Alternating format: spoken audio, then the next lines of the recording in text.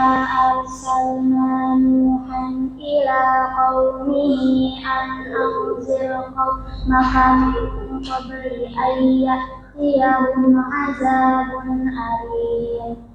قال يا قوم إني لكم نذير مبين أن اعبدوا الله واتقوه وأطيعون يغفر لكم من ذنوبكم ويؤخركم إلى أجل مسمى إن أجل الله إذا جاء لا يؤخر لو كنتم تعلمون.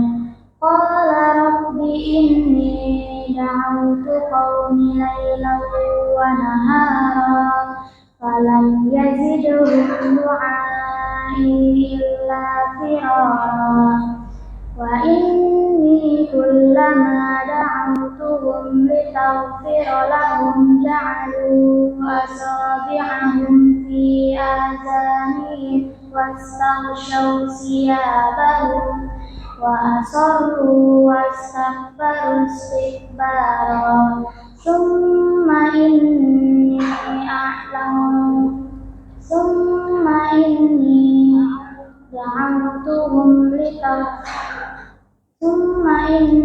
دعوتهم جهارا ثم إني أعلنت لهم وأسررت لهم إسرارا فقلت استغفروا ربكم إنه كان غفارا يرسل السماء عليكم مدرارا ويمددكم بأموال وبنين ويجعل لكم جنات ويجعل لكم أنهارا ما لكم لا ترجون لله وقارا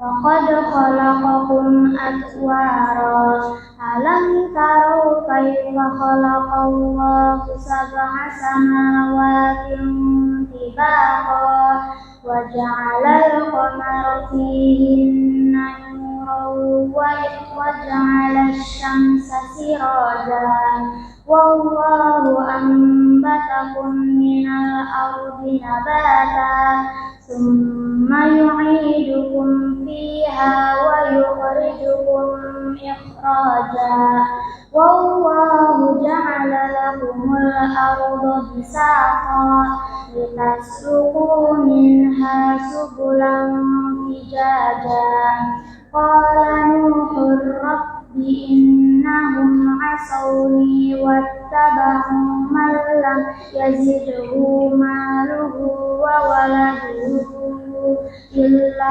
خسارا ومكروا مكرا كبارا وقالوا لا تذرن آلهتكم ولا تذرن ودا ولا سواعا ولا يغوث ويعوق ونسرا وقد أضلوا كثيرا ولا تزد الظالمين إلا ضلالا مما خطيئاتهم أغرقوا فأدخلوا نارا فلم يجدوا لهم من دون الله أنصارا وقد قال نوح رب لا تذر على الأرض من الكافرين ديارا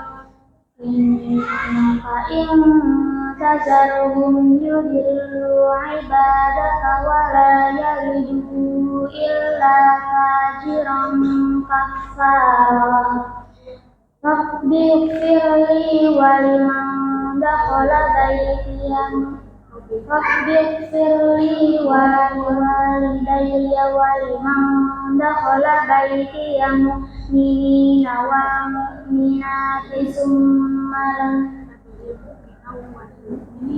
Rabbi ighfirli wa liwalidayya wa liman dakhala baytiya mu'minan wa lil mu'minina wal mu'minat wa la tazidiz zalimina illa tabara. Shadaqallahul azim. Wassalamualaikum warahmatullahi wabarakatuh. Assalamualaikum warahmatullahi wabarakatuh. A'udzu billahi minasy syaithanir rajim. Bismillahirrahmanirrahim. Wailul lil mutaffifin alladzina idza iktalu 'alan nasi yastawfun wa idza kaluhum aw wazanuhum yukhsirun ala yazunnu ulaika annahum mab'uthun li yaumin 'adzim yauma yaqumun nasu li rabbil alamin kalla inna kitabar fujjari lafi sijjin wa ma adraka ma sijjin kitabum malkum wa yawma idzil mukazzibin alladzina yukazzibuna biyaumiddin wa ma yukazzibu bihi illa kullu mu'tadin asim idza tutla alaihi ayatuna qala asatirul awwalin kalla barran ala qulubihim ma kanu yaksibun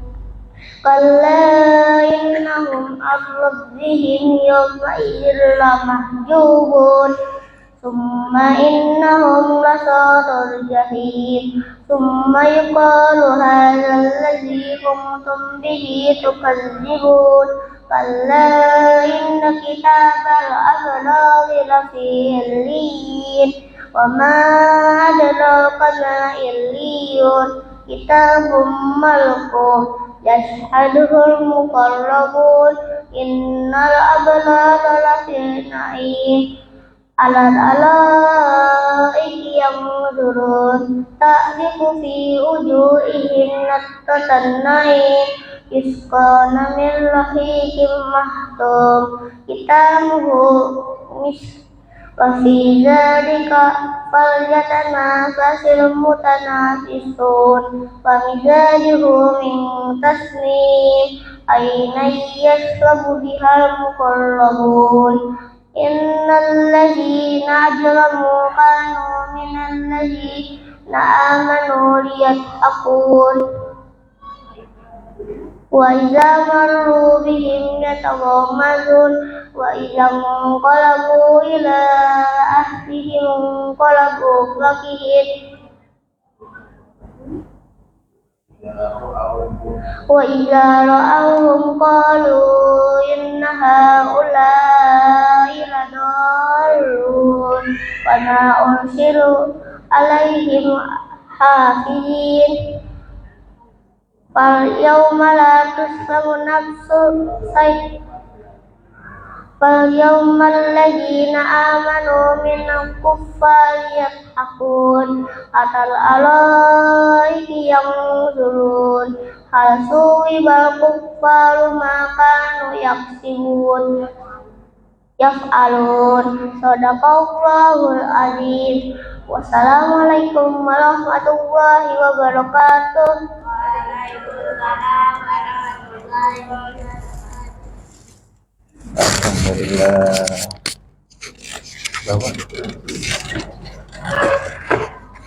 Barakallahu lakum. Alhamdulillah.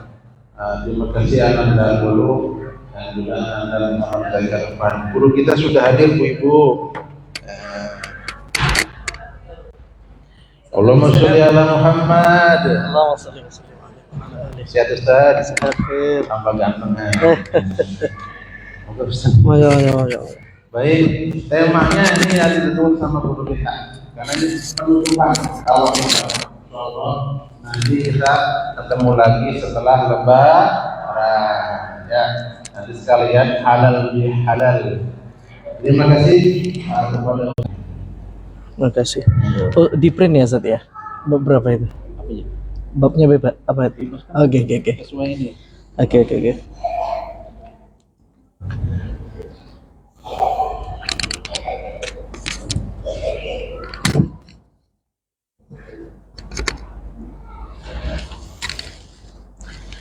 Bismillahirrahmanirrahim. Assalamualaikum warahmatullahi wabarakatuh.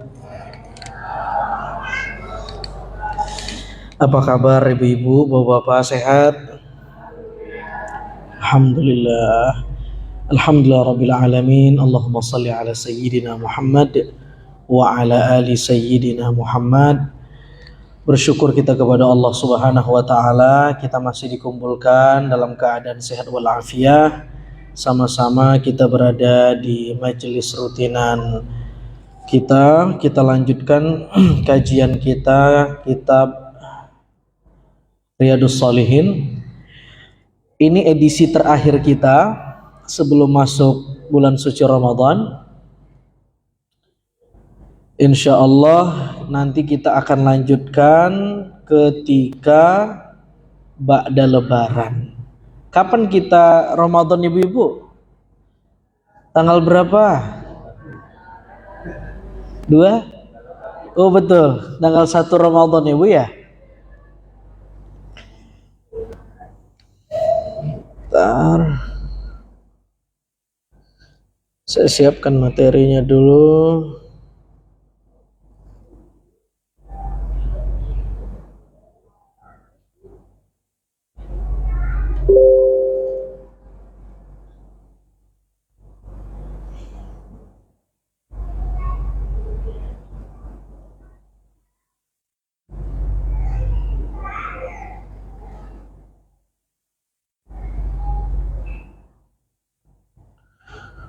Sebentar, saya agak macet tadi karena ada kampanye. Kampanyenya diakses tol lagi. Kampanyenya tidak ramah tempat.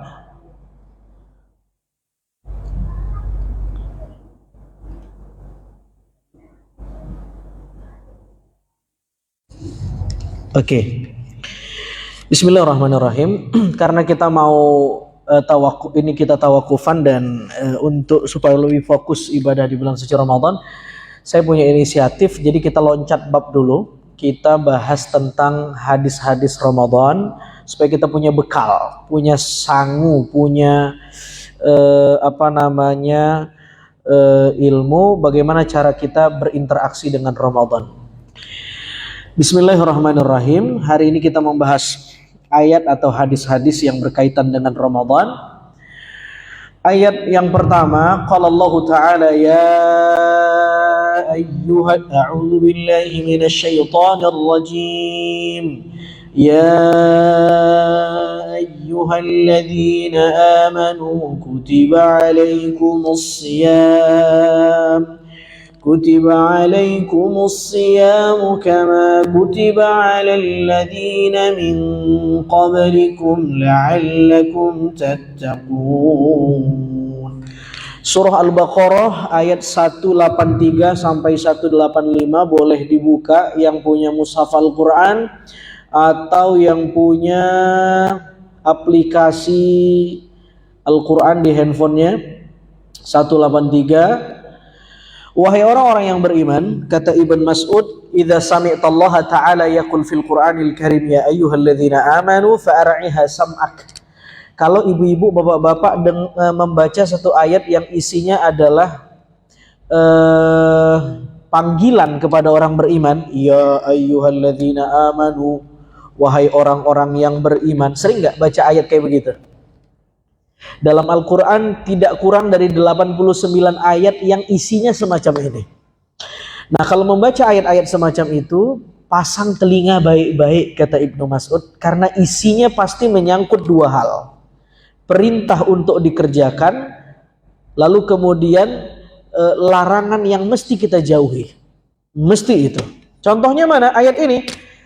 Ya ayyuhalladzina amanu kutiba alaikumus shiyam, diwajibkan atas kamu wahai orang-orang yang beriman berpuasa. Kewajiban ini adalah syar'u man qablana, sesuatu yang sudah ada sebelum Nabi Muhammad diutus. Jadi nabi-nabi lain, tradisi-tradisi agama yang lain juga punya puasa. Sehingga ayat ini mengatakan kama kutiba 'alal ladzina min qablikum, orang-orang dulu juga sama kayak kamu, puasa juga, begitu ya. Apa fungsinya? La'allakum tattaqun, agar kamu bertakwa. Oke.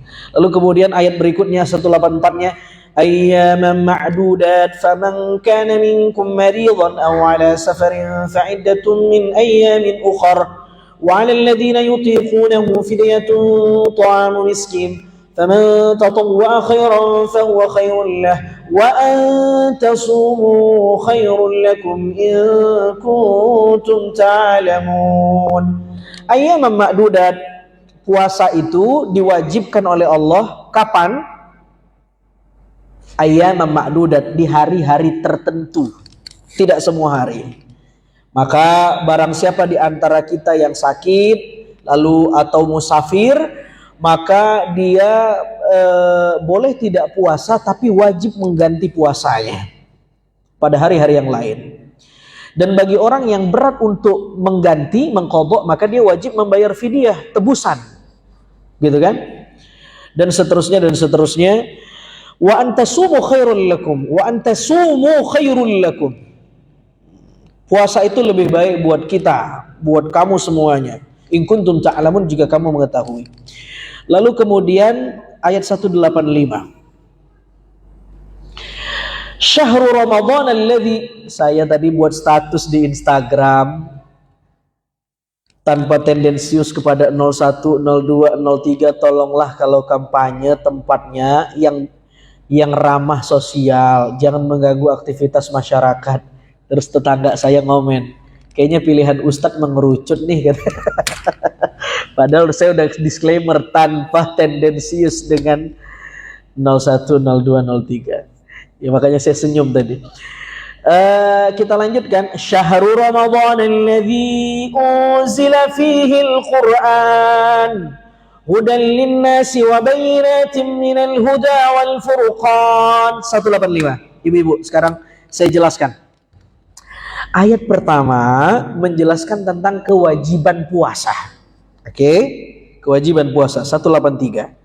Kalau kamu puasa, kamu bertakwa, kata Allah. Itu klaimnya Tuhan, bukan klaimnya saya. Kata Tuhan, kalau kamu puasa, kamu bertakwa. Terus kenapa ada orang yang sudah puasa tapi nggak takwa-takwa? Apakah garansi Tuhan yang salah? Tidak.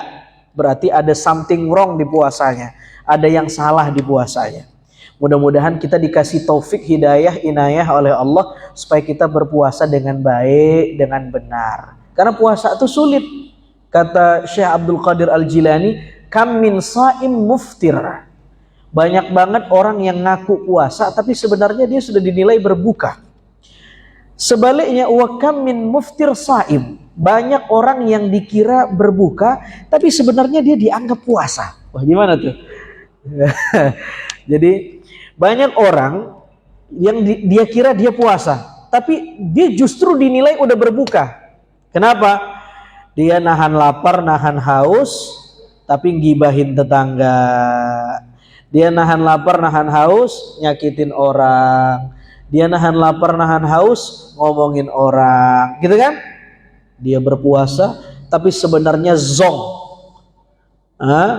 Puasanya kedilet. Ya, terhapus gara-gara amalnya. Lalu ayat yang kedua menjelaskan ayat yang pertama. Kapan puasa yang diwajibkan itu dilakukan? Ayyaman ma'dudat, di hari-hari tertentu, yaitu di bulan Ramadan, dari tanggal 1 Ramadan sampai 30 Ramadan, 29 atau 30 Ramadan. Allahumma ballighna Ramadan. Mudah-mudahan kita disampaikan di bulan Ramadan ini, ibu-ibu, bapak-bapak. Amin ya rabbal alamin. Sudah. Lalu ada ketentuan-ketentuan fikihnya di ayat 184, yang sakit, yang musafir boleh tidak puasa tapi diganti. Kalau diganti sulit maka dia wajib bayar fidyah, tidak perlu qadha, begitu. Nah, Baru di 185 kira-kira ayat ini ngomong begini. Tadi kan ayatnya bilang ayam ma'dudat, puasa itu di hari-hari tertentu. Iya, bulan apa? Gitu kira-kira. Ini munasabahnya, sambungan ayat ini, hubungan ayat yang sebelumnya dengan ayat 1484 185 kira-kira ngomongnya begini. Iya, puasa itu kan di hari tertentu, tapi di bulan apa? Baru dijelaskan sama 185, Syahrul Ramadan. Di bulan apa? Begitu cara bacanya. Di bulan Ramadan. Di bulan Ramadan itulah yang dimaksud ayyam ma'dudat. Menarik. Sekarang kita tanya, wa ma adraka ma syahrul Ramadan? Apa hakikat bulan Ramadan itu? Ada yang bisa jawab? Apa bulan Ramadan itu, Bu? Yang Ibu tahu, apa bulan Ramadan itu? Ciri khas bulan Ramadan apa? Tarawih. Bagus. Yang kedua, puasa. Bagus. 3, es cendol. Cakep. 4, kolak. Iya. 5, lontong isi oncom. Semua jawabannya enak tapi kurang benar. Kita lihat jawaban Al-Quran. Bagaimana Al-Quran memberi ciri khas apa yang dimaksud bulan Ramadan itu. Kata Al-Quran, Syahrul Ramadan alladzi unzila fihi Al-Quran. Ramadan itu bulan diturunkannya Al-Quran. Itu jawabannya.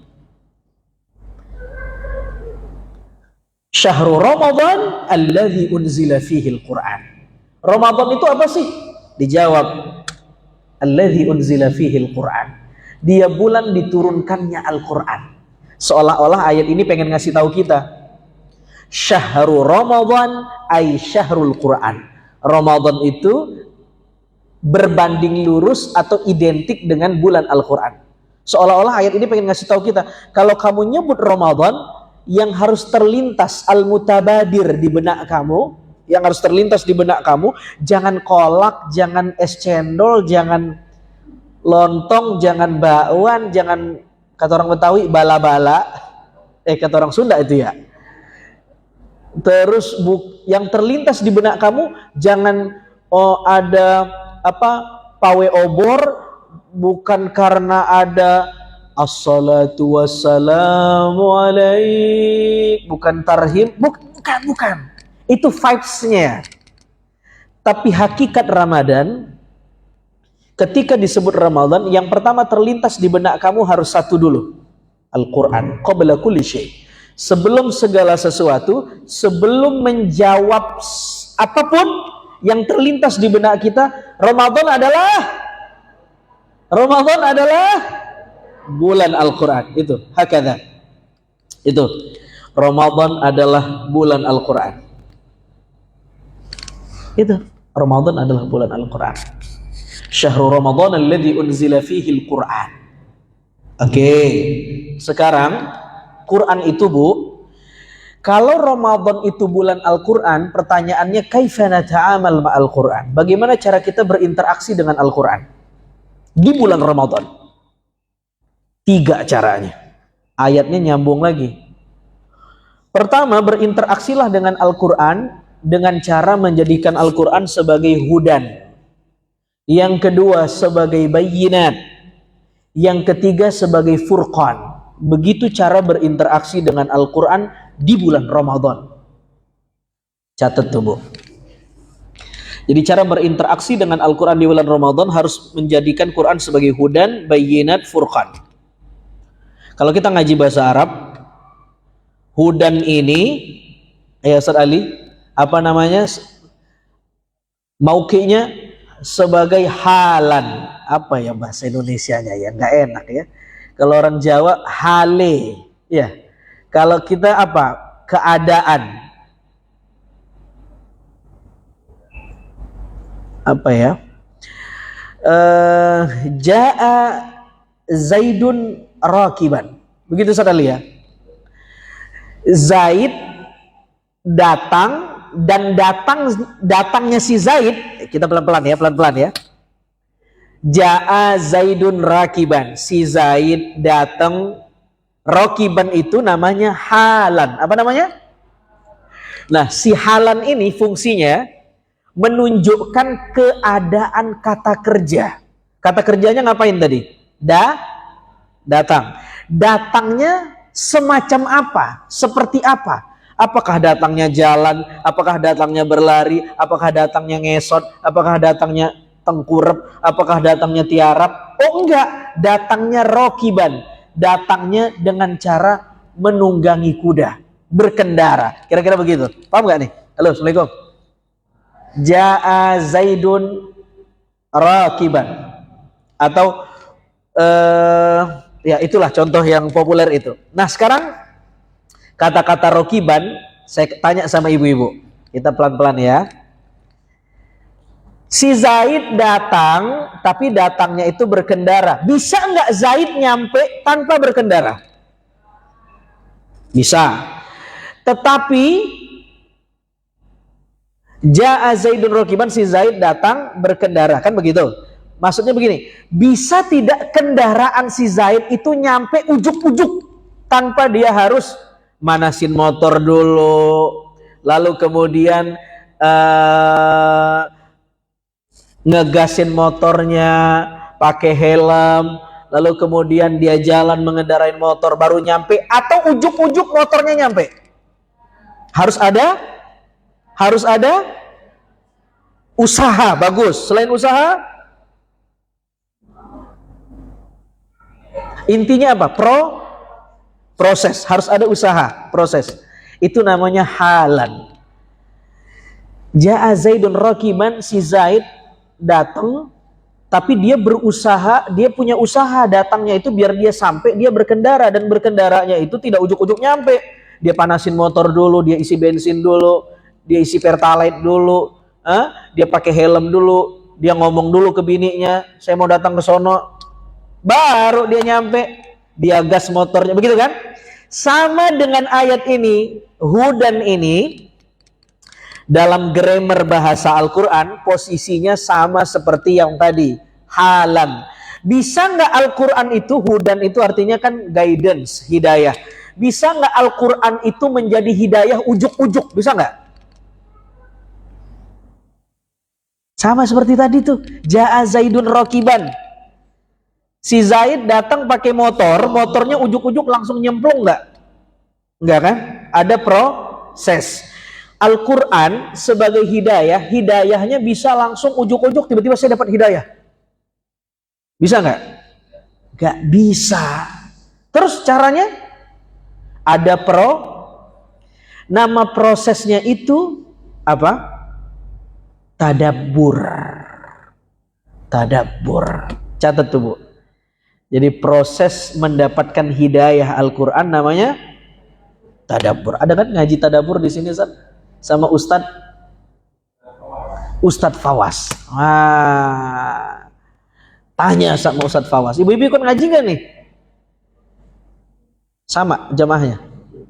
Oh subuh. Kalau ibu-ibu biasanya di rumah Bu ya. Tapi bagus juga kalau di masjid nggak ada masalah. Kalau ada kajian sayang kalau ibu sholat di rumah. Kalau bisa berdua sama suami, Bang ke masjid yuk. Kenapa? Ada kajian tadabbur. Hari apa tuh Ustaz? Minggu kan weekend itu. Jadi suaminya suruh ke masjid. Karena kalau suami ibu sholat di rumah, jangan bangga, berarti ibu punya suami yang soleha. Begitu Bang, itu ada pengajian, itu rugi kita kagak datang. Datang tadabbur Quran, tadabbur. Tadabbur itu akar katanya seakar kata dengan dubur. Dubur itu apa dubur? Tulang paling belakang dalam organ manusia. Belakang, di dubur. Tadabbur itu menguliti Al-Quran sampai ke belakang-belakangnya untuk mendapatkan saripatinya. Itu tadabbur. Oke, bagaimana cara tadabbur? 4. Halo, Assalamualaikum. Catat baik-baik, lakukan ini di bulan Ramadan. 1, tilawah. Apa namanya? Dibaca. Diambil mushafnya, lihat. Bagaimana kalau saya udah hafal Ustadz? Ambil tetap mushafnya. Ya, kalau mau tadabbur ambil mushafnya. Supaya yang dapat pahala bukan cuman mulut kita, tapi mata kita juga dapat pahala karena ngelihat Al-Quran. Jadi bu, Assalamualaikum. Ibu kalau ngelihat julid sama aib orang dosa nggak? Matanya dosa nggak? Nah kalau matanya dipakai buat Quran, pahala nggak matanya? Ambil mushafnya, buka Qurannya, lihat tulisannya.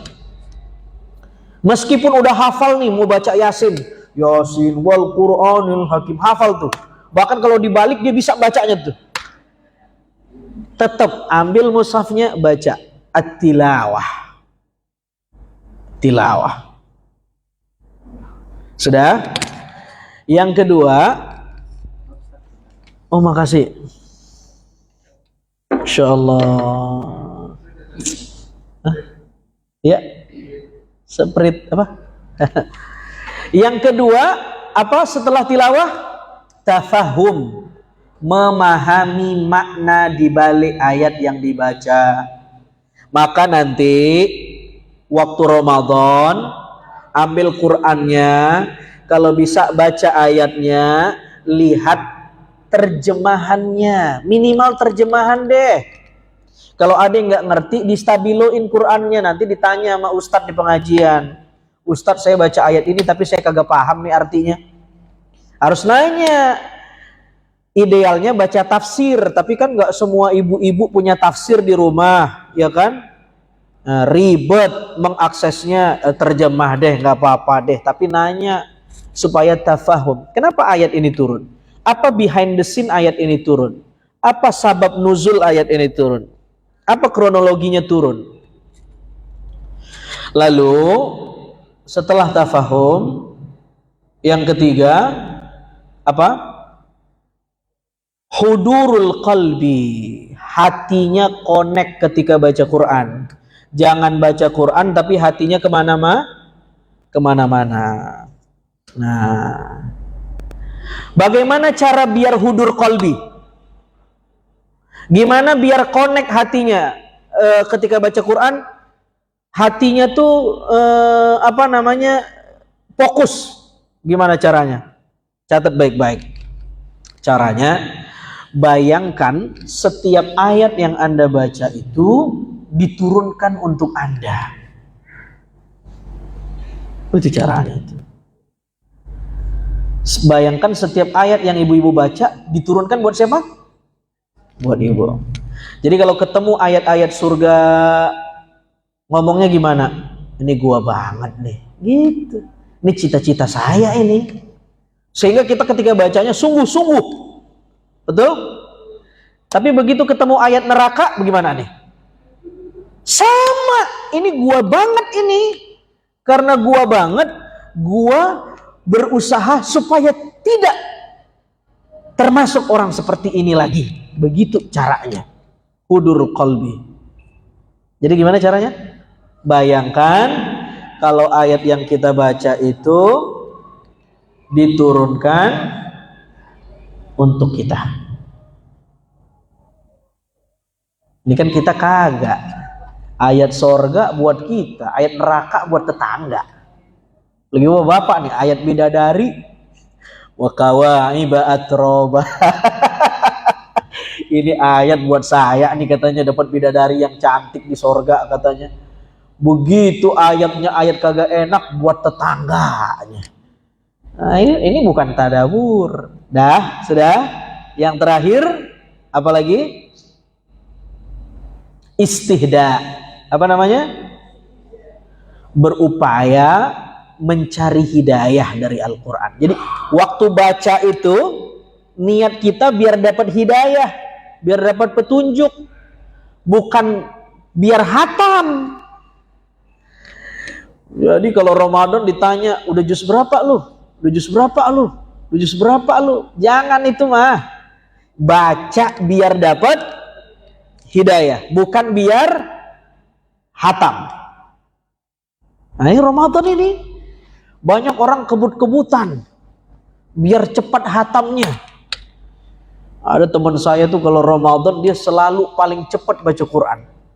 Baru masuk hari ketiga Ramadan udah juz 28 dia. Karena mulainya dari juz 30. Ya Allah, paham gak nih? Halo.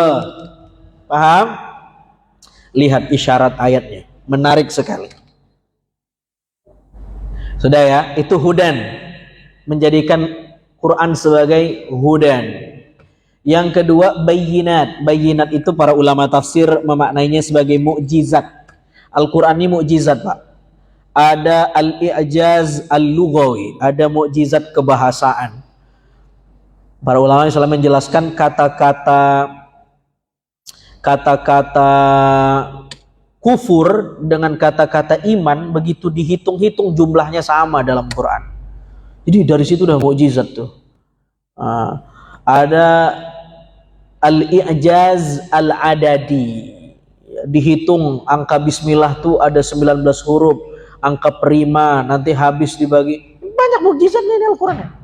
Ada al-i'jaz al-bayani, ada al-i'jaz at-tashri'i, ada al-i'jaz al-irfani. Banyak sekali mukjizat Quran ini. Cuman yang bisa mengakses mukjizatnya orang yang berilmu, yang ngaji. Kalau kagak ngaji mah dia anteng aja ngelihat Quran. Bu, bayinat artinya apa? Mukjizat. Ini Quran ini banyak mukjizat. Yang ketiga furqan. Puncak dari berinteraksi dengan Quran adalah furqan.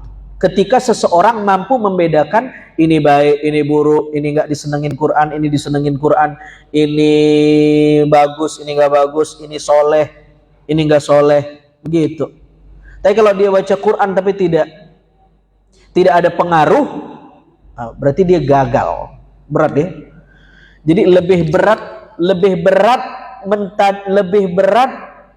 mentadaburi lebih berat mengamalkan Quran apa menghafal Quran? Berat ya. Ini teorinya doang ini. Ini teorinya nih, prakteknya nih Masya Allah. Ya Allah. Dah. Terus lihat. Bu. Tadi bagus tuh kalau baca Quran bayangin tuh ayat itu turun buat bagus. Makanya aneh kalau ada orang baca Quran tapi seumur-umur hidupnya baca Quran dia tidak pernah merasa disindir. Di baca Quran tuh kosong matanya tuh. Nah, ayatnya bilang begini, faman syahida minkumus syahra falyasum. Kalau kamu melihat hilal Ramadan, falyasum, maka mulailah berpuasa. Lihat, ngomong puasanya baru di tengah-tengah. Sebelumnya ngomongnya Quran. Apa itu Ramadan? Syahrul Quran. Apa itu Ramadan? Baru syahrus siyam, bulan puasa. Jadi yang terlintas di benak kita kalau disebut Ramadan berarti bulan Al-Quran. Yang kedua baru bulan puasa. Baru bulan puasa. Quran tuh. Coba lihat ini, menarik ya. Lihat ayat 183-nya. Ya ayyuhalladzina amanu kutiba alaikumusiyam, diwajibkan bagimu berpuasa, begitu kan? Sebagaimana orang-orang sebelum kamu. Kalau kamu puasa, la'allakum, kamu bertakwa nanti, jadi orang bertakwa. Sudah? Begitu ayat 185, syahrul ramadhan alladzi unzila fihil Quran. Cerita Quran nih. Udah linnas wa bayyinatin minal huda wal furqan. Seterusnya dan lain-lain. Di ujungnya apa itu?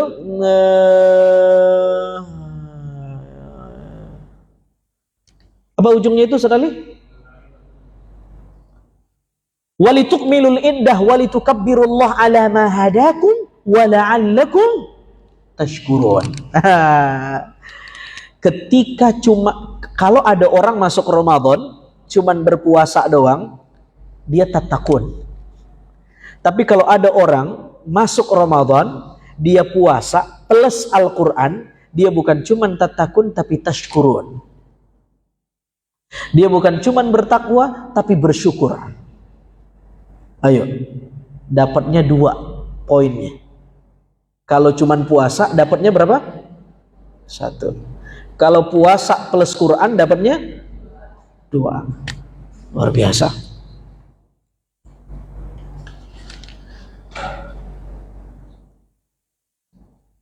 Kenapa Al-Quran menyebut tashkurun? Kenapa Al-Quran menyebut tashkurun? Ayo.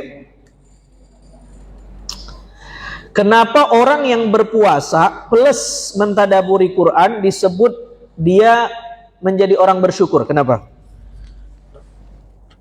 Kenapa? Begini penjelasannya. Manusia ini punya 2 sisi, jasmani dan rohani. Jasmani kita butuh makan? Butuh. Apa makanan jasmani kita? Itu yang ibu-ibu sebut tadi tuh, kolak, cendol, apalagi tuh Bu. Kalau Ramadan enaknya ngapain tuh kita makan apa tuh? Saya udah ngecap-ngecap ini. Bakwan macam-macam, lontong. Itu masih muqaddimah tuh. Ba'da maghrib baru kita nasi tuh. Ya Bu ya? Bu. Habis tarawih berkeringat, makan lagi ya Bu ya? Apa kata orang Betawi namanya? Mindo. Tuh mindo dia. Habis mindo nyender. Udah. Jasmani kita kenyang nggak? Kenyang kan? Ingat rohani kita juga butuh makan. Makanan rohani kita apa? Al-Quran. Iya, sholat, doa, dan ibadah-ibadah. Salah satu makanan rohani kita apa? Al-Quran. Dan Ramadan itu bulannya Quran. Tadi kan? Nah, kalau kita akses Quran banyak-banyak, kita comot Quran banyak-banyak, kita kenyangin Quran banyak-banyak, karena Al-Quran ma'dubatullah, Quran itu prasmanannya Tuhan. Anda boleh comot ayat yang mana aja untuk rohani Anda, sampai kenyang, sampai begah. Tadi ketika Anda makan gorengan, nasi, pecel lele, ayam, bersyukur nggak dikasih Tuhan? Sekarang rohani Anda dikasih kenyang dengan Quran, bersyukur nggak? Harusnya bersyukur. Makanya ayat itu menyebut la'allakum tashkurun. Cuman banyak kita yang kagak paham. Begitu kita begah makan, kita bilang alhamdulillah. Tapi begitu ngaji, kita merasa beban. Padahal kita lagi makan ini. Ini kita lagi makan ini nih. Rohani kita lagi makan ini. Habis makan rohani, makan jasmani kita di bawah. Bukan main dah. Jarang-jarang pengajian kayak begini nih. Ya Allah, luar biasa. Paling senang saya di sini itu. Lagi kalau Ustadz Ali ngasih pete. Itu pete mana? Itu pete kampung apa pete masjid nih? Oh ada puunnya. Loh, pete kan mahal Bu. Pete setangkai berapa di pasar? Hah? Masa sih? Oh iya. Salah saya ya. Gak pernah belanja. Nah, cukup ya. Ini kalau kita bahas kagak selesai nih. Udah jam 11. Bu, ayatnya udah selesai. Masuk ke hadis. Bukan ngajinya udah selesai. Hadis yang pertama, wa an Abi Hurairah. Ini teman-teman TikTok, kita lagi membahas puasa sebagai bekal nanti kita ngadepin Ramadan. Hadis yang pertama, wa an Abi Hurairah, dari sahabat Abu Hurairah, qala, beliau bersabda radhiyallahu taala anhu, qala Rasulullah sallallahu alaihi wasallam qala Allah azza wa jalla, Allah Subhanahu wa taala berfirman, kullu amali bani Adam lahu illa siyam. Setiap amal anak Adam itu buat dia. Illas siyam, kecuali puasa. Fa innahu li wa ana ajzi bih. Puasa itu buatku dan aku yang balas. Wih. Coba. Halo, Assalamualaikum. Dengerin nih, ibu-ibu nih, utamanya ibu-ibu nih. Kata Tuhan, semua ibadah anak Adam untuk dia, kecuali puasa. Itu punyaku dan aku yang balas. Keren gak tuh? Jadi puasa ini Pak, private love. Ini puasa ini dahsyat. Saking agungnya puasa, Allah nggak redho kalau puasa itu dibilang punya kita. Padahal kita yang puasa. Tapi Allah nggak redho, itu punyaku. Kenapa? Apa jawabannya? Ini tolong difahami betul-betul supaya kita betul-betul memaknai puasa itu. Kenapa Tuhan mengaku-ngaku puasa itu punya Tuhan? Kenapa? Ayo Pak, Bapak dulu nih. Ibu-ibu udah sering jawab nih. Pak, ada jawaban nggak nih Pak? Kenapa Allah berani-beraninya ngaku kalau puasa itu punya Allah? Yang jelas-jelas yang nahan lapar siapa? Kita. Kenapa Allah bilang itu punya saya, bukan punya kamu itu? Kenapa kira-kira? Ayo, saya pengen dengar jawabannya. Karena Allah yang merintahkan. Satu, bagus. Ibu? Gimana Bu? Yang tahu kita puasa adalah diri kita dan Allah, bagus sekali. Ada yang lain? Bapak-bapak, Pak, perwakilan Pak. Ayo Pak. Ayo, Ji. Banyak rintangannya. Bagus. Ada lagi Bu, barangkali? Kenapa Tuhan ngaku-ngaku kalau puasa itu punyanya, bukan punya kita? Pahalanya langsung dari Allah. Bagus. Ada yang lain? Bagus, jawabannya benar, tapi ada yang lebih mengerucut. Saya belum dapat nih. Gini. Kenapa Allah ngaku bahwa puasa itu punya Allah? Karena sebenarnya kita nggak ngapa-ngapain. Jadi ibadah itu ada dua. Ada ibadah salbiyah, ada ibadah ijabiyah. Ada ibadah yang melakukan sesuatu. Sholat melakukan ruku, sholat melakukan sujud, sholat melakukan i'tidal, haji melakukan tawaf, zakat melakukan pembayaran. Paham? Namanya ibadah apa? Ijabiyah. Yang kedua, ibadah salbiyah, ibadah yang tidak melakukan. Puasa itu ibadah yang nggak ngapa-ngapain. Tidak makan, tidak minum, tidak hubungan badan. Tidak. Berarti kan nggak ngapa-ngapain tuh. Namanya ibadah salbiyah. Jadi sebenarnya kita nggak ngapa-ngapain Pak. Itu jawaban yang pertama. Satu. Yang kedua, kenapa Allah ngaku-ngaku? Kita tidak akan pernah tahu hakikat puasa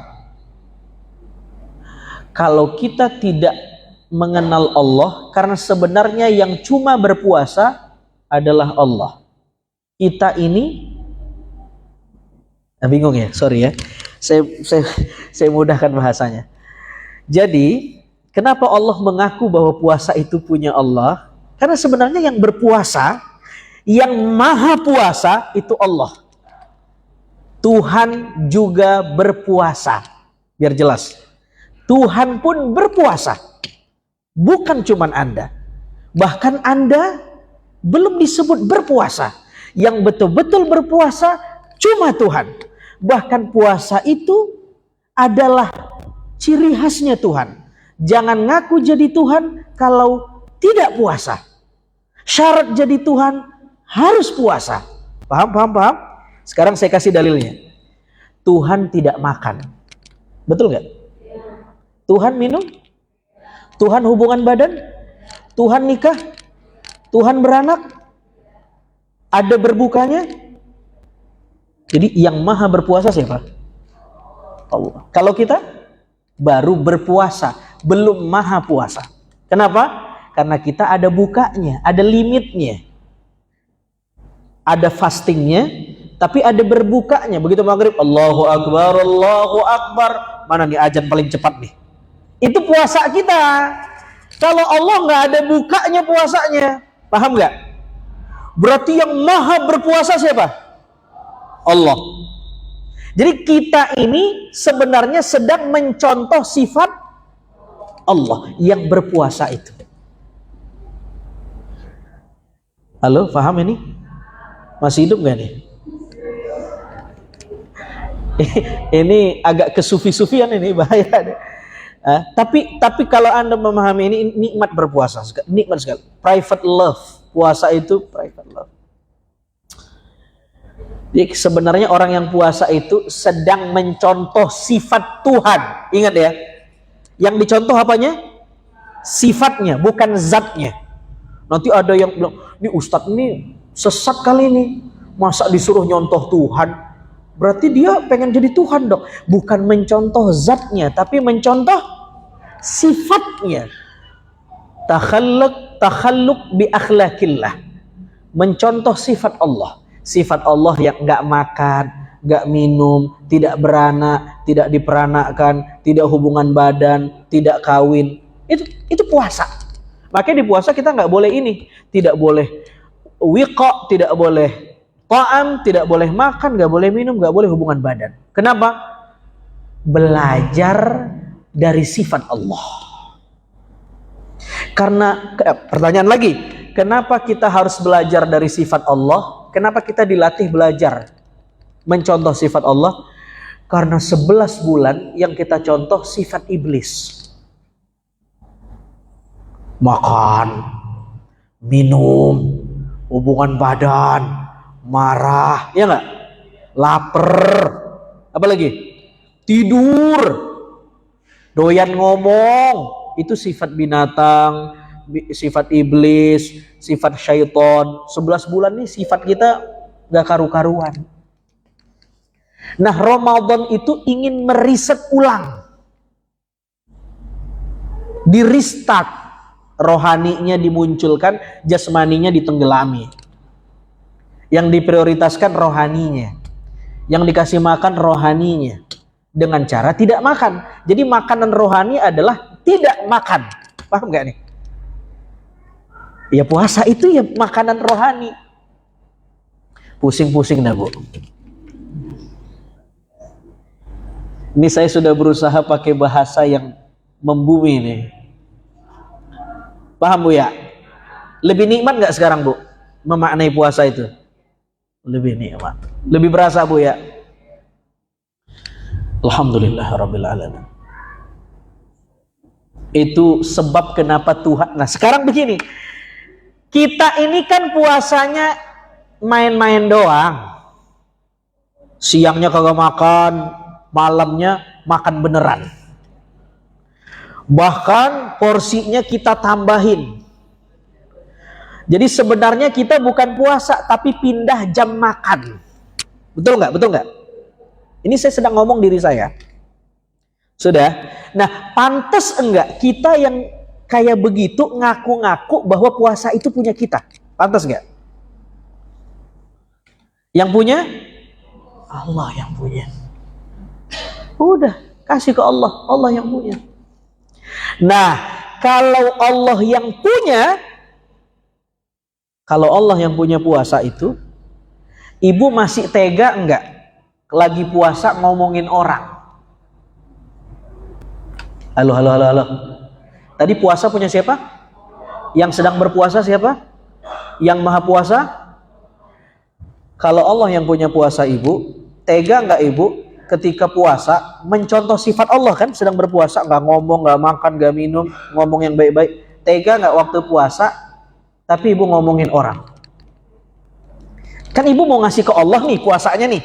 Puasa buatku. Ini kan ibarat santri mau ngasih kado sama kiainya. Pak Kiai, ini hari guru. Begitu dibuka, bolu, kue, cakep. Tapi dibuat dari telur busuk. adonannya. Bisa kemakan nggak? Kira-kira diterima nggak sama kiainya? Hah? Dia dianggap sudah memberi kado, tetapi nggak kemakan sama kiainya. Secara fikih orang itu dianggap berpuasa, tetapi tidak dinilai puasanya oleh Allah. Kenapa? Telur busuk, niatnya cacat, ngomongnya rofath, dan seterusnya dan seterusnya. Halo, Assalamualaikum. Dah. Dilanjutkan hadis ini. Wasiyamu junnah, puasa itu perisai. Makanya disebut tattaqun.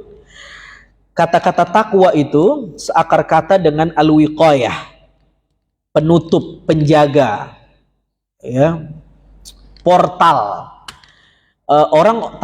Orang bertakwa ada orang yang menjaga dirinya dari hal-hal yang dilarang sama Allah. Nah, puasa itu kenapa membuat takwa? Karena dia junnah, dia perisai, menjaga orang beriman supaya tidak berbuat dosa.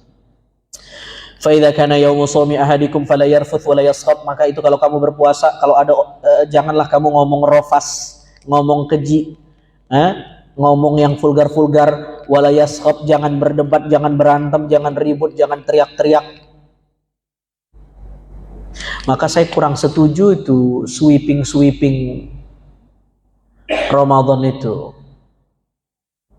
Ya biar aja itu dosanya yang tidak puasa. Ya, kita nikmati puasa kita. Kita nikmati puasa kita. Kecuali pemerintah punya aturan resmi, dilarang buka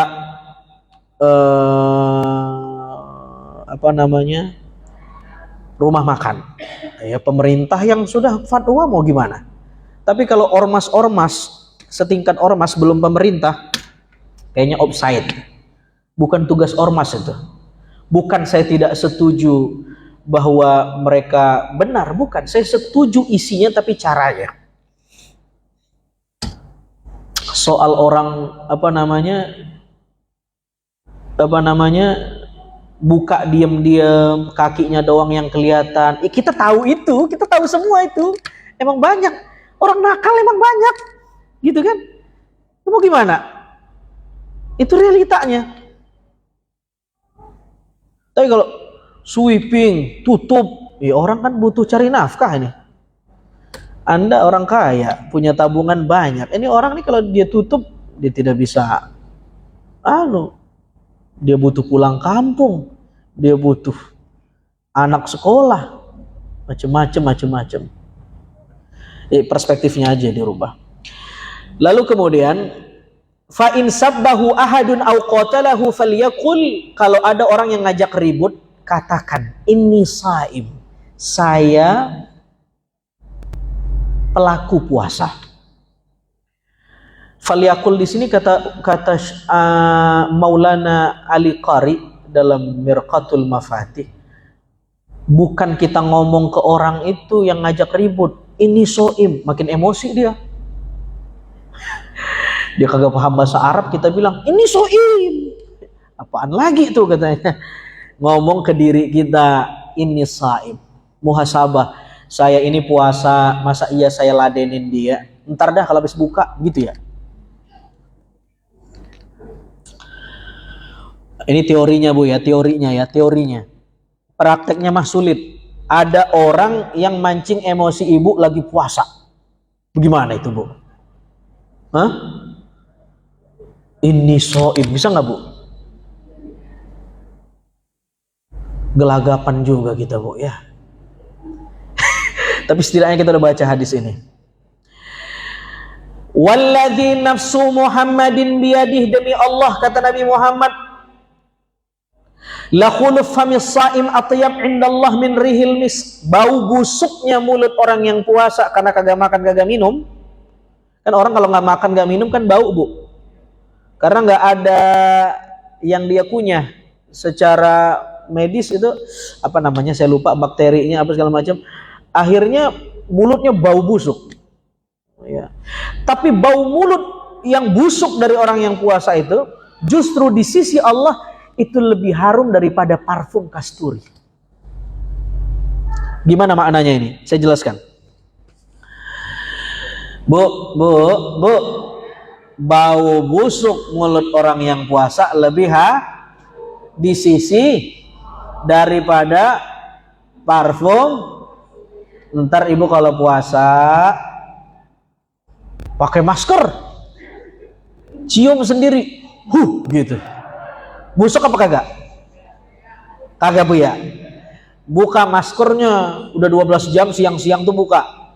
Ngomong depan suami, ayang beb sini dong. Embusin tuh napas ibu ke suami. Kalau dia ngomel, bacain hadis ini. Bang, Allah aja demen sama bau busuk orang puasa. Masa abang kagak demen? Begitu bu ya? Bu. Bukan begitu maknanya. Maknanya bukan begitu. Allah itu sama nggak kayak kita?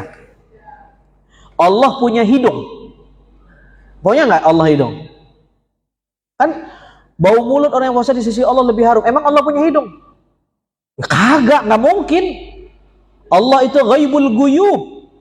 Laisa kamitslihi syai', nggak mungkin sama dengan kita.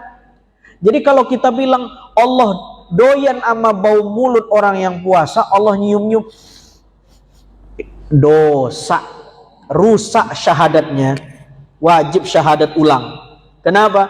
Berarti dia berfaham mujassimah, menyerupakan Tuhan dengan makhluk.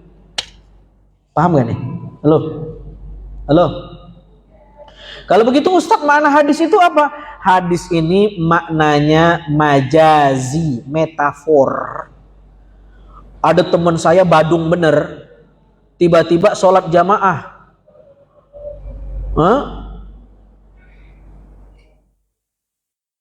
Kagak pernah ke masjid, ujuk-ujuk dia ke masjid. Begitu saya ketemu di masjid, saya bilang, bukan main dah. Saya bingung kenapa langit mendung, ternyata ente baru sholat. Apa maksud kata-kata itu? Saya sedang memuji dia. Allah aja seneng. Tuh, langit sampai mendung ente sholat karena kagak pernah sholat. Tiba-tiba sholat. Langit sampai mendung, hujan gerimis tuh, berkah bener. Paham gak nih? Bukan bener-bener hujan, bukan. Saya sedang ngomong apa tuh? Kiasan bagus sekali. Samalah dengan hadis ini. Bukan berarti Allah nyium-nyium begitu, bahaya, rusak syahadatnya, harus syahadat ulang itu. Maknanya Allah lebih seneng, bukan Allah nyium-nyium, bukan. Allah lebih seneng bau mulut orang yang berpuasa karena memang benar baunya busuk. Tapi mulut yang busuk itu dia puasakan dari ngomong orang, dari fitnah orang, dari gibahin orang, sumpah serapah, marah-marah. Ketimbang orang yang mulutnya wangi, senyum Pepsodent, tapi ngomongin orang. Paham gak nih? Lah bagaimana ceritanya kalau ada orang yang puasa ngomongin orang? La ilaha illallah itu. Udah bau bangke, udah bau busuk di sisi manusia, bau bangke di sisi Allah. Tuh. Jadi sayang, mulut kita udah bau-bau, jangan dibauin lagi di sisi Allah. Cukuplah bau di sisi suami, di sisi Allah tapi wangi. Paham gak nih kira-kira? Dari hadis ini ulama fikih beda pendapat apa hukum sikat gigi.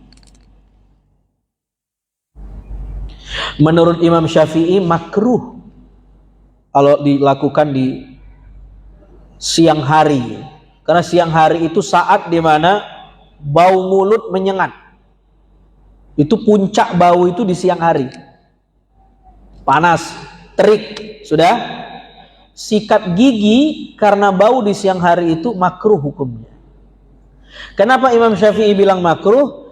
Karena hadis itu ngomong bau mulut orang yang puasa itu lebih harum dinilai di sisi Allah. Berarti kenapa orang yang berpuasa dinilai di sisi Allah lebih harum? Karena baumu.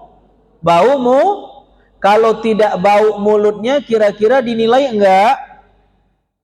Lalu kemudian Imam Syafi'i bilang, berarti yang buat orang dinilai karena mulutnya bau. Berarti makin bau makin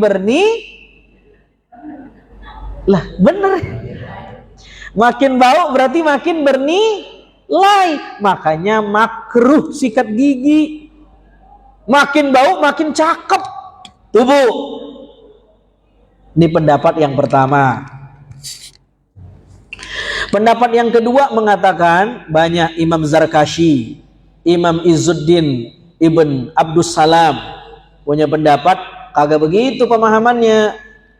Pemahamannya begini, Allah memuji orang yang puasa karena bau mulutnya itu karena dia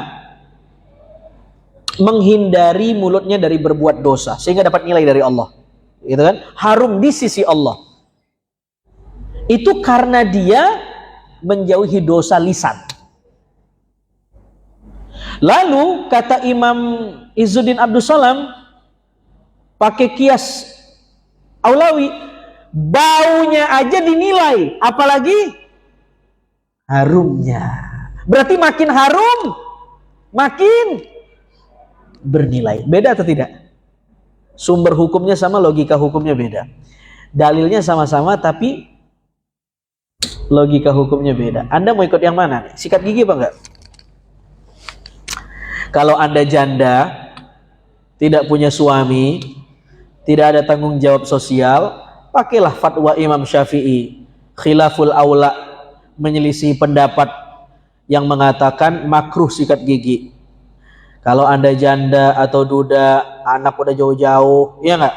Tidak punya kewajiban sosial, Anda bukan narasumber, bukan speaker, bukan storyteller, bukan paham? Bukan MC, bukan host, bukan pembawa acara, pakailah fatwa yang pertama, nggak usah sikat gigi. Tapi kalau Anda pembicara, ustadz, ceramah, kemana-mana, kajian, MC, host, lalu kemudian Anda masih punya suami, punya anak, janganlah yang pertama. Selesai itu urusan. Kurang ramah sosial. Ya, begitu Anda ngomong, kolesterol orang naik. Ambil fatwa Izzuddin Abdul Salam. Boleh sikat gigi? Boleh. Selagi yakin tidak masuk air. Cuman Anda harus paham, begitu masuk walaupun sedikit batal puasa.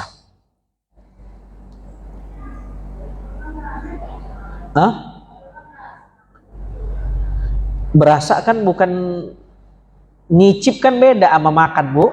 Nyicip beda sama nelen. Yang batal itu nelen batal. Kalau nyicip maka gak batal. Memang kalau Anda mau tanya mana fatwa yang paling buat kita yakin sah puasa saya atau tidak, yang pertama. Yang pertama lebih meyakinkan. Saya pun kalau lagi nggak ceramah, nggak kemana-mana, di rumah, saya lebih banyak mengikut fatwanya Imam Syafi'i, lebih yakin. Karena kalau fatwa yang kedua, saya sikat gigi, nanti kalau masuk dikit jadi batal, sayang puasa kita. Ini ada bakat jadi konten kreator nih ya. Berdua nih megang kamera. Gitu Bu ya, Bu.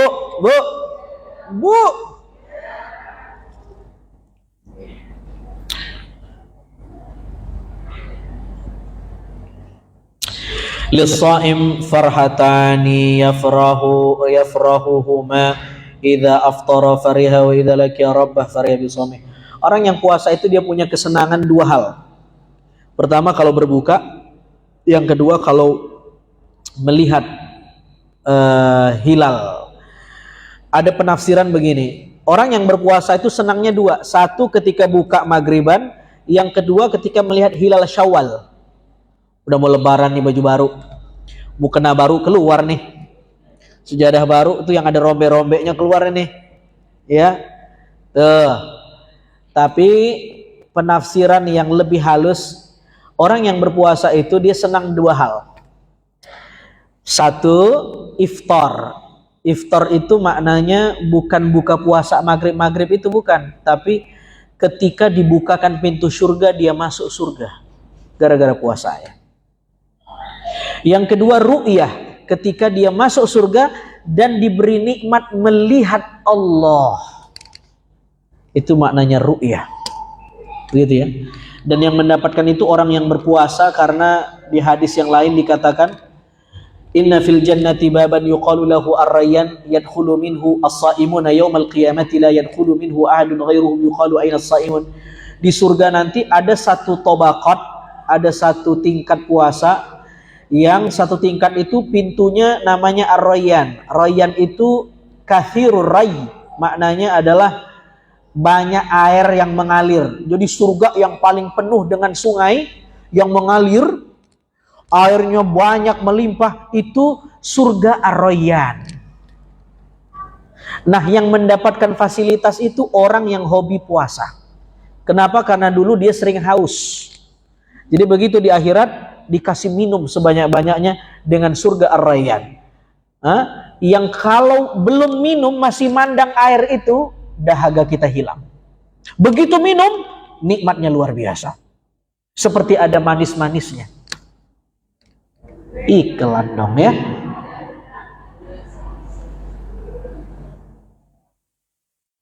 Dan malaikat bertanya, aina saimun, mana orang yang puasa, masuk. Yang nggak puasa jangan masuk. Nah ini coba. Ini menarik juga nih. Malaikat bilang,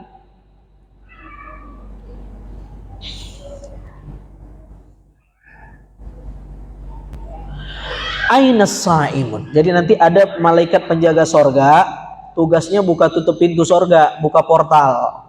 Dia nanya aina saim, mana orang yang saim. Dia tidak tanya aina alladzina yasumun, mana orang yang yasumun, tapi yang ditanya saim. Saim ini dalam bahasa Arab adalah isim fa'il, subjek, noun, kata benda. Kalau yasumun itu kata kerja, verb. Apa beda penyanyi dengan bernyanyi? Nggak apa-apa. Apa beda penyanyi dengan bernyanyi? Ibu-ibu tetap fokus ke saya. Kalau penyanyi profesi, kalau bernyanyi siapa aja boleh bernyanyi, bagus. Mau minum sayang?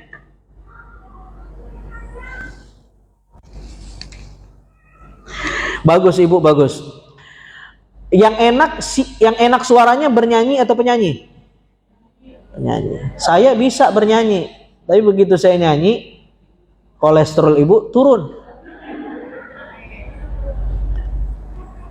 Tapi kalau Aji Oma yang nyanyi enak nggak? Enak karena penyanyi. Bernyanyi boleh jadi hari ini bernyanyi, besok saya nggak bernyanyi lagi. Tapi kalau penyanyi, meskipun sedang tidak bernyanyi, orang bilang, wah dia mah legend itu penyanyi. Paham? Paham gak nih kira-kira nih? Apa beda singing sama singer? Mana yang hebat, singing apa singer? Singer, bagus sekali. Singing itu yasumun, terikat dengan waktu, sedang bernyanyi. Tapi singer itu soimun bahasa Arabnya. Paham gak? Mana yang lebih hebat berarti, yasumun atau soimun? Soimun. Dia bukan sedang berpuasa tapi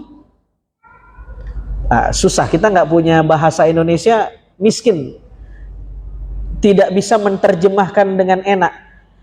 Tadi kan penyanyi bernyanyi, kalau ini berpuasa pemuasa, kan gak enak itu pemuasa tuh. Jadi kita terjemahin pelaku puasa.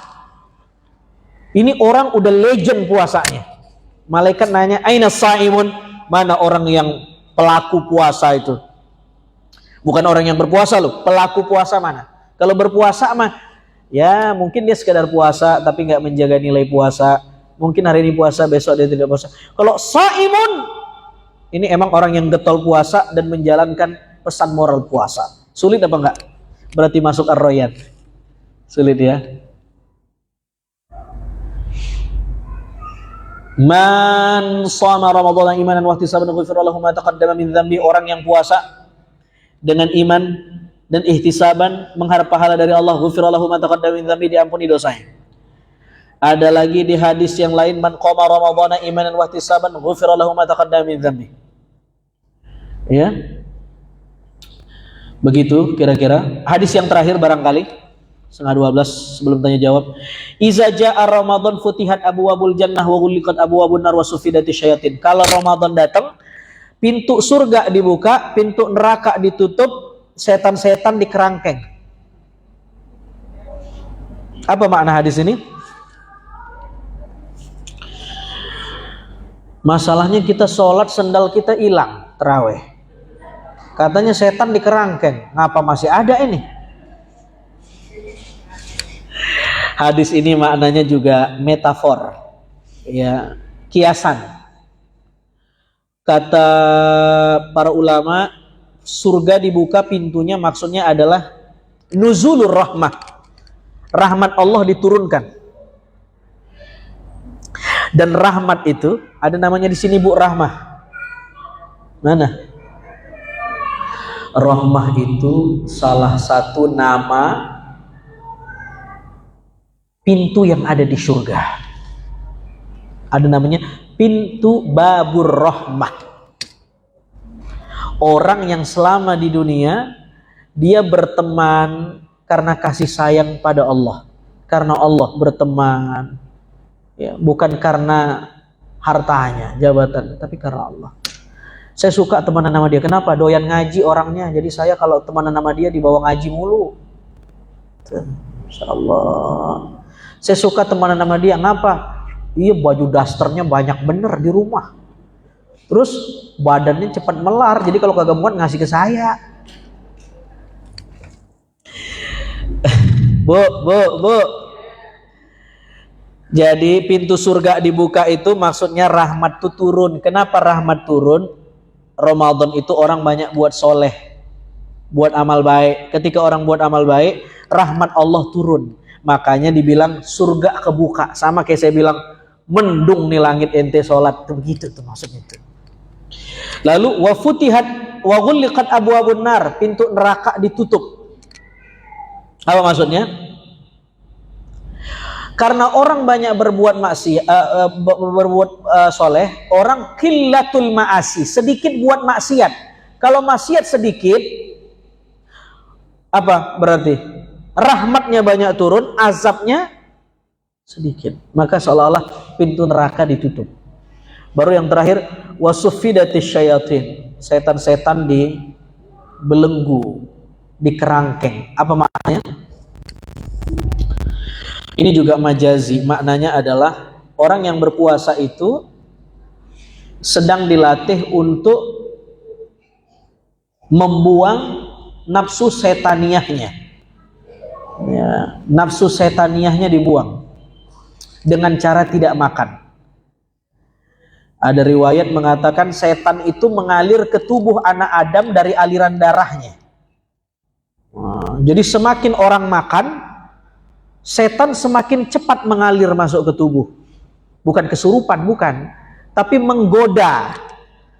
Sehingga orang itu gampang. Kita kalau kebegah, coba lihat. Kalau kita begah kekenyangan. Sholat males, baca Quran ngantuk. Ya nggak, Bu? Kalau kita begah nih, Pak. Tuh. Nah itu di stop. Portalnya ditutup. Pintu makannya ditutup. Kita latihan membuang ajakan nafsu. Jadi dalam tubuh kita ini, saya jelaskan dulu ya. Dalam tubuh kita ini, kita punya musuh internal. Namanya ada dua.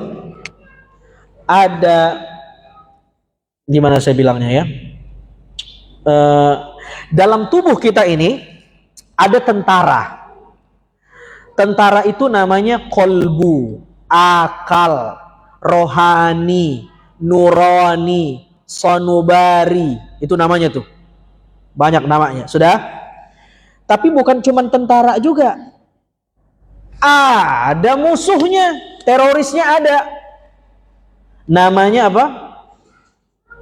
Apa namanya? Ada dua. Bukan nafsu namanya. Kalau nafsu itu roh campur jasad, namanya nafsu. Ini kita nih nafas.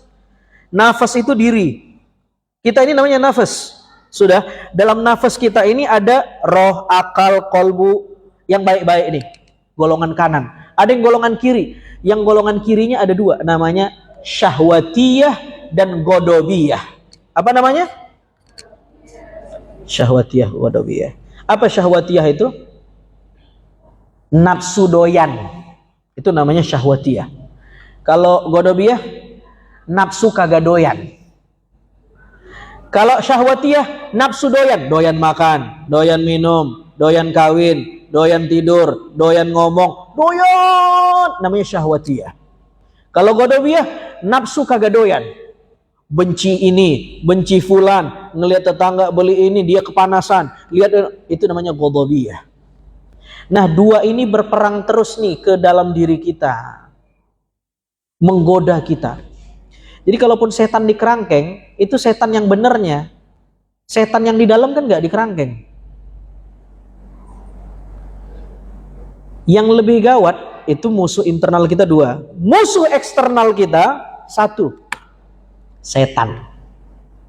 Yang lebih bahaya mana? Musuh dalam apa yang luar? Ada maling di perumahan Deplu. Kenapa dia tahu aja tuh motor naruhnya di mana, tas naruhnya di mana? Ternyata diselidiki sama satpam, dia orang dalam. Dia tahu selahnya. Kalau orang luar, dia kagak tahu. Jadi lebih bahaya mana? Maling luar apa dalam nih? Dalam. Yang lebih bahaya, kalau maling luar berkomplotan sama yang dalam. Itu paling ngeri tuh. Kalau setan janjian sama ghadabiyah sama syahwatiyah kita, itu kita jadi setan itu sendiri. Jadi ngomongnya bukan a'udzubillahi minasyaiton, tapi a'udzubillah min ana. Aku berlindung dari keakuanku, aku berlindung dari diriku. Ulama-ulama dulu tuh begitu. A'udzubillah min ana. Aku berlindung dari diriku. Karena dirinya sendiri udah setan itu.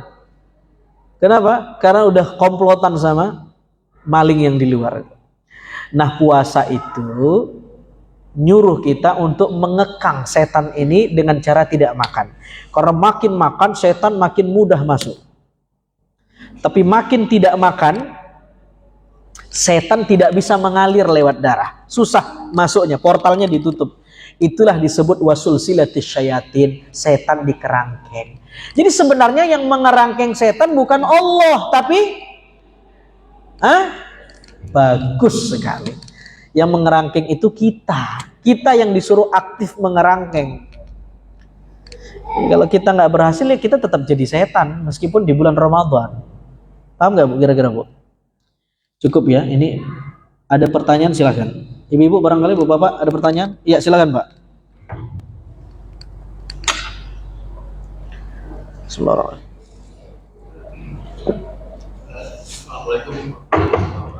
Assalamualaikum warahmatullahi wabarakatuh. Mangga.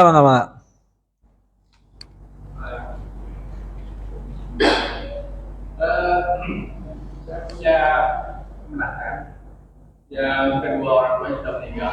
Iya. Saya ini untuk menjadi wali hakim. Apakah ada prioritas atau skala? Ada. Prioritas di mana Bapak siapanya Pak? Bapak siapanya yang nikah? kemenakan Oh, ponakan. perempuan. Jadi dari nikah menjadi wali hakim. Jadi anak yatim baik orang tua sudah meninggal. Apakah ada skala prioritas untuk menjadi wali hakim? Oke. Satu, yang kedua, apakah dalam Islam kira-kira ada ketentuan mengenai puasa sunnah? Gimana Pak? Yang kedua? Apakah ada ketentuan mengenai Islam Mi'raj ini kan ada mengenai puasa sunnah, apakah itu ketentuannya iya atau tidak? Baik. Assalamualaikum warahmatullahi wabarakatuh. Apa namanya? Jadi ada prioritas Pak kalau jadi wali nikah Pak. Jangan sembarang. Artinya tidak bisa sembarang kita bisa jadi wali nikah. Kalau dia tidak punya bapak kandung, kakeknya masih ada nggak? Kalau masih ada kakek, kakek dulu. Kakek dari bapak. Kalau tidak ada kakeknya udah meninggal, tapi bapak dari kakeknya masih ada, buyutnya ke atas. Atau kalau tidak ada bapak, tidak ada kakek, tidak ada buyut, turun lagi ke bawah. Dia punya saudara laki-laki sebapak enggak? Jadi saudaranya dulu Pak. Oh, dia punya saudara laki-laki, terus sebapak. Enggak ada yang sebapak, saudara laki-laki sebapak seibu gitu kan? Enggak ada. Ada enggak saudara laki-laki sebapak? Iya, tidak seibu tapi sebapak. Maka dia yang nikahkan. Berarti saudara tiri nih. Terus dia punya kalau nggak punya saudara laki-laki sebapak, dia punya nggak anak laki-laki dari saudara laki-laki sebapak seibu. Jadi ada prioritasnya. Bahkan kalau di KUA itu kalau saya tidak salah itu ada 17 prioritas baru bisa sampai ke itu. Itu infonya bisa di searching Pak, sudah terbuka luas.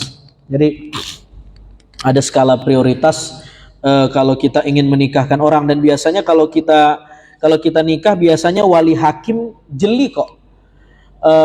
Dia akan tanya dulu mau diwakilkan ke saya atau tidak. Oh enggak, keluarga aja. Ini bapak keluarganya siapa ya? Siapanya yang nikah? Maka keluarga harus terbuka dengan wali hakim. Nanti wali hakim yang akan menyelesaikan. Begitu Pak, kurang lebih.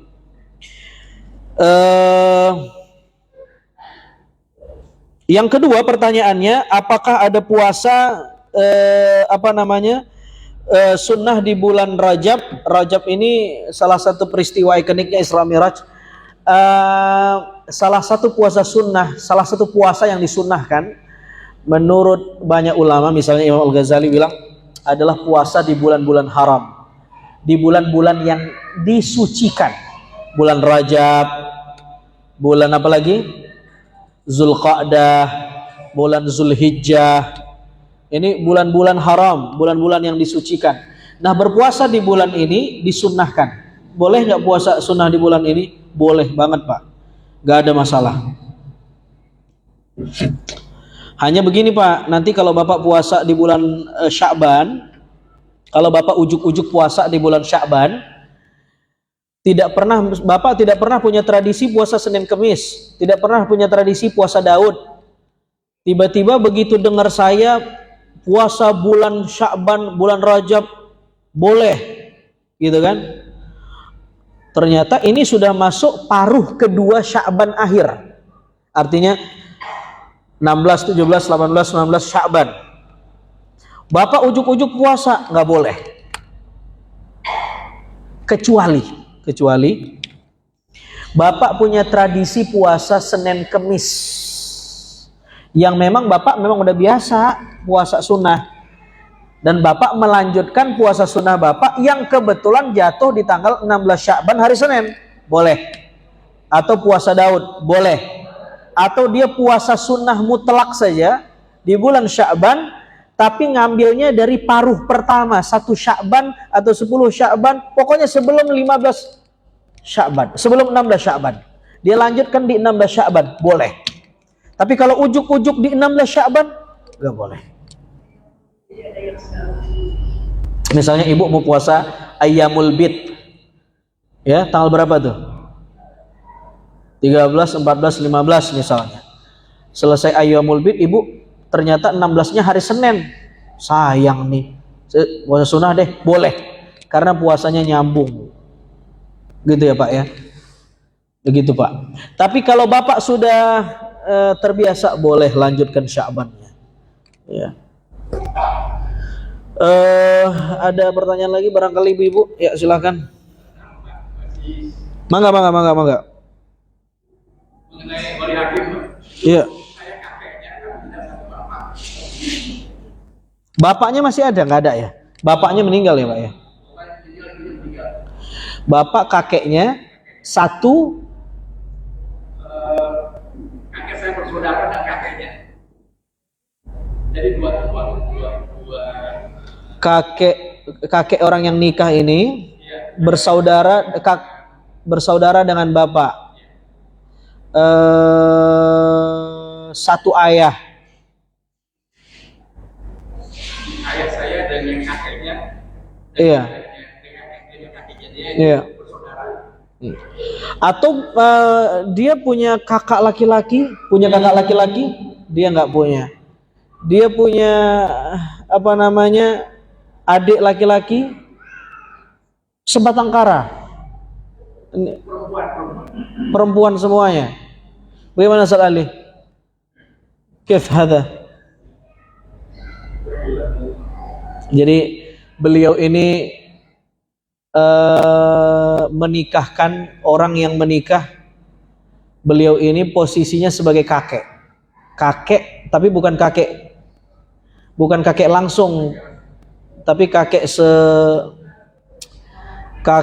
seayah dengan kakek yang menikah.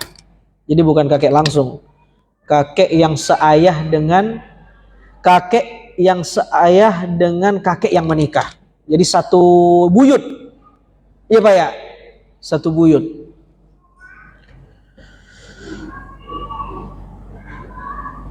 Setahu saya urutannya begitu tadi yang saya bacakan. Ya, yang disebut itu saya nggak tahu. Ustaz Ali ada penjelasan mungkin? Hah? Iya, yang disebut itu kakek yang apa namanya, yang langsung itu. Kalau tidak punya pilihan lain, kita bisa badalkan ke wali hakim. Ya, nggak bisa hadir. Wali hakim siapa saja? Bisa. Enggak, negara, KUA. Dalam hal ini KUA sah. Jadi tanpa repot-repot, wali hakim saja yang. Ibu ada pertanyaan lain, silakan. Oke.